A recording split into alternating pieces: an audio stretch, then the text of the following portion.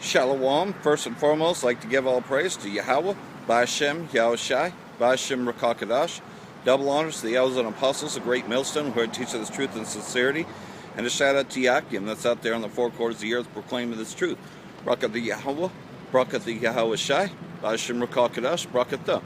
So, out here another week doing a lesson about the downfall of Babylon the Great and the things that be taking place as Jacob's trouble's right around the corner. And as a spoiler alert, you already know that we've come up on the 1 year anniversary of the Carr fire.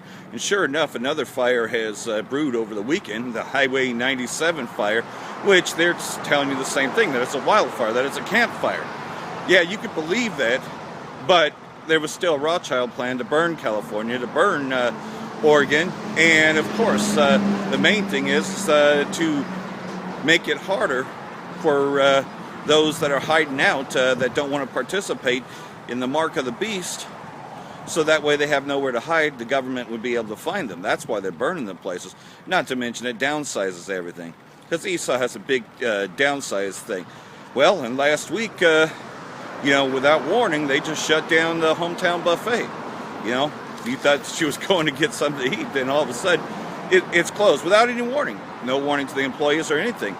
So the mirth of this place is disappearing really quick. It's because, well, crops didn't get planted the way that they said. But, others that aren't in the know, they ain't going to recognize anything until all of a sudden, oh, well, shit. Well, we can't go there anymore. And you're finding out that all the places that you used to go to, slowly but surely, they're disappearing, So, that's just it, though. The famine is coming in, man. There's a famine in the land, And then you're going to get a famine of not hearing this word. We're not going to be out here forever. I mean, once martial law, and that will come. Once martial law is rolled out, you think we're going to be on the streets deliberately trying to get ourselves arrested? Just like around here, man, you can't do anything for too long without being run off by security because, of course, man, this is a free-for-all, man. Pretty much after the Carr fire, man, you already had the problem with homelessness, but now it's even more so. But now you got those thieves coming in, and they'll steal everything they can from you. That's why, I'm very limited to how much time I have on this, which, you're limited anyways because of the fact that everything here in Redding is run by private security. So the only place you can really go to is abandoned buildings as long as you ain't near any other businesses. But these businesses, man, they're closing down. They're closing down real quick, And it started this year with both Shopko and Payless closing the stores. Now Hometown, and that's just local, but it's happening nationwide.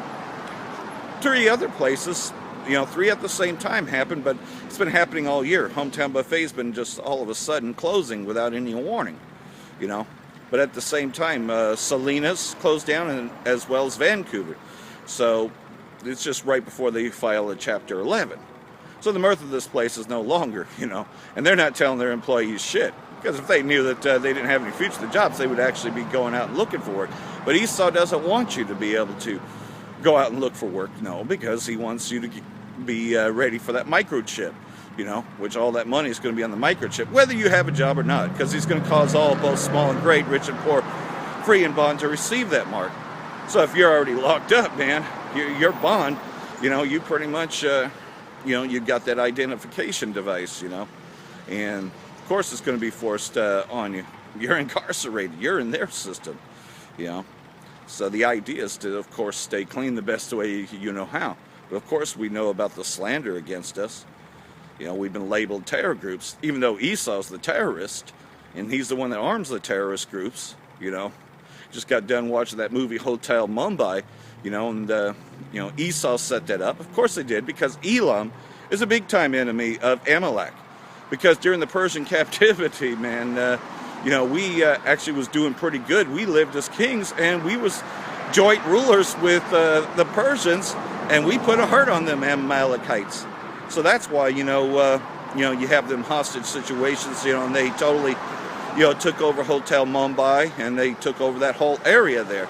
Of course, and we know that Amalek is the one that funds these things.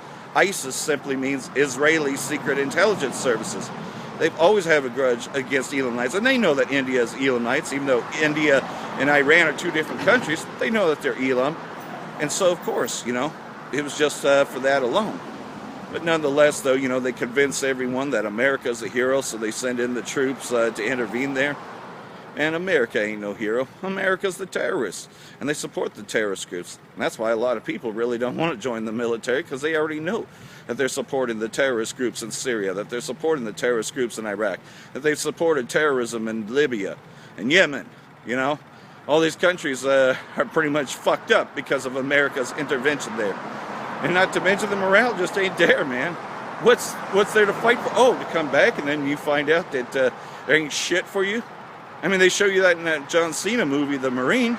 He comes back and he has all the qualifications. But he says, man, these are not the qualifications people are looking for,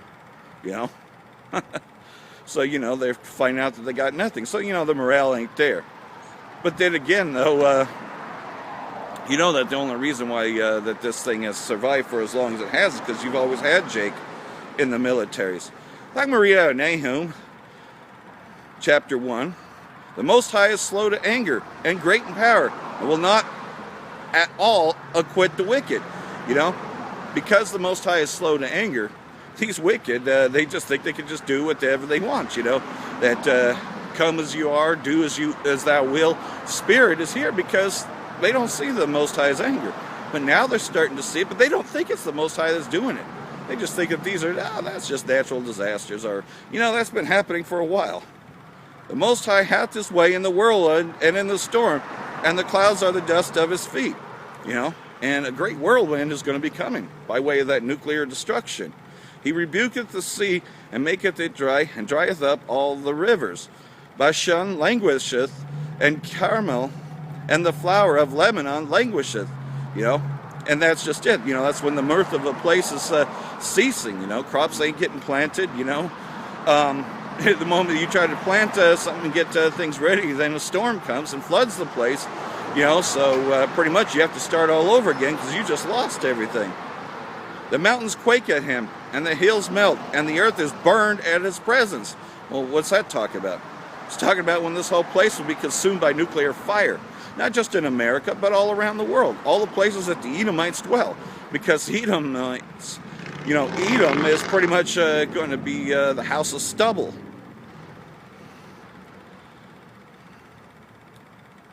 The mountains quake at him, and the hills melt, and the earth is burned at his presence. Yea, the world and all that dwell therein. Who could stand before his indignation? People talk about having a bug out and a plan. Well, how are you going to stand up against 200 million nuclear missiles? You're not. And who can abide in the fierceness of his anger? His fury is poured out like fire, and the rocks are thrown down by him. And pretty much, man, this place, the house of Esau is going to be a stubble. The Most High is good, a stronghold in the day of trouble, and he knoweth them that trust in him. Yeah. He knows those that are calling upon his name, that have received this awakening, that know the song. But with an overrunning flood, he will make an utter end of the place thereof, and darkness shall pursue his enemies. And that's what's happening now, and you can't get around it. You're seeing it, man. Darkness is following Esau and the wicked, everywhere, man. Just the jobs are gone. You don't have a job the next day, and you didn't even know that you were going to get laid off. It's following them everywhere, and they're committing suicide and addicted to opioids and just pretty much being the thief that they always were. What do you imagine against the Most High? He will make an utter end. Affliction shall not rise up the second time. That's right, man. Once this place is destroyed, it's not going to rise up again. And that's why people have that America's invincible attitude, that America can never be attacked, that America can never be taken down, because it has lasted for so long, because the Most High is slow to anger. But you see, this place has reached the Most High, and he's only allowed it because this is our final captivity. We're about to be acquitted. That is the elect of us. We're about to be acquitted. So we just got to serve the rest of this out and resist that mark of the beast, which is his final stroke.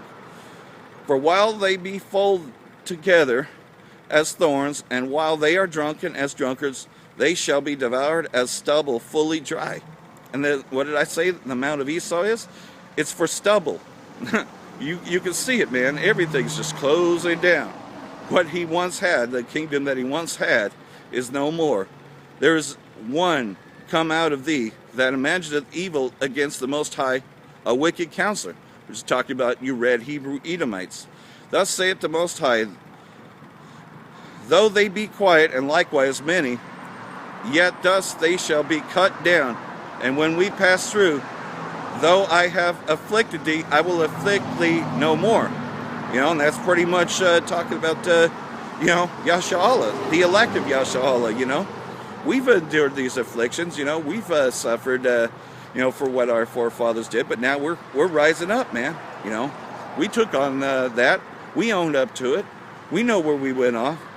For now I will break his yoke from off thee, and will burst thy bonds in sunder.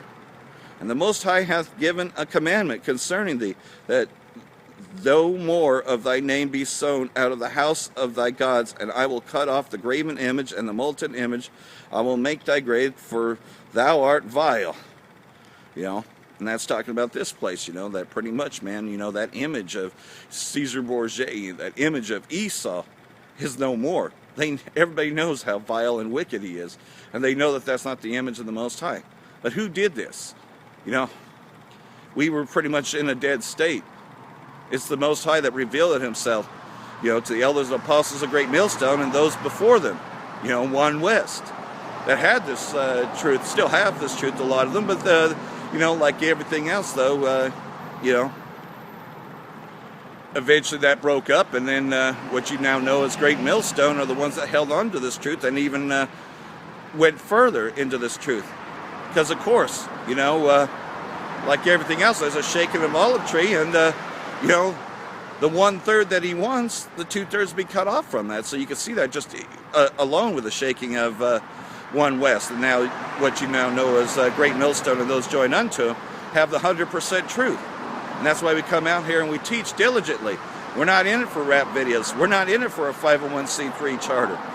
We're not even trying to make spectacles of ourselves. We're not going down to D.C. and detesting everything, though we do detest everything that Esau does. But we, you know, we're wise as serpents and harmless as doves. And that's what we do when we come out and proclaim this truth. So like everything else, though, we're going to hasten that day, because that day is coming quickly. For that, I want to say, Bracha the Yahweh, Bracha the Yahweh Shai, Ba'ashim Rakal Kadash, Wa Abal Babal, Bracha Them, the hopeful elect.